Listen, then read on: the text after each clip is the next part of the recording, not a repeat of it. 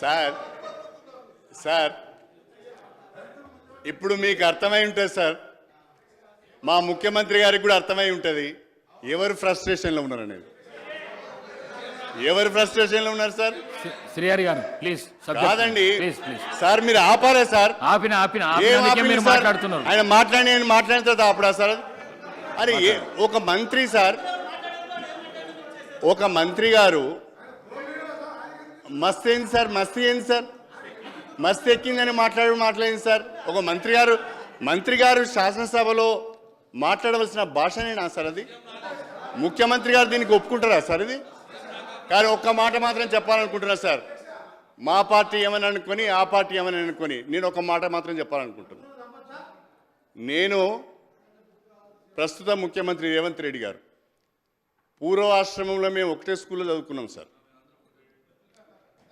నేను senior student sir, ఆయన junior student sir.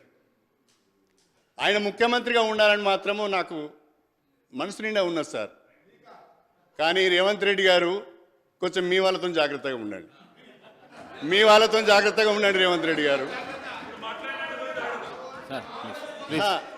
ఫ్రస్ట్రేషన్లో మాట్లాడుతున్నారు ముఖ్యమంత్రి గారు.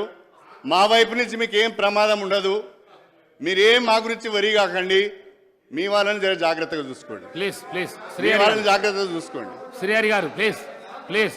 అధ్యక్ష, నేను మా ఫైనాన్స్ మినిస్టర్ గారిని అడుగుతున్నా,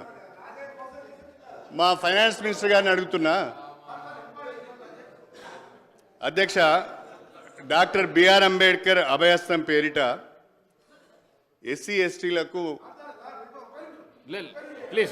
ఏం సార్ మాట్లాడండి sir. I'm not yielding sir, I'm not yielding sir. Doctor B R Ambedkar అభయస్థం పేరిట అవకాశం ఇస్తా.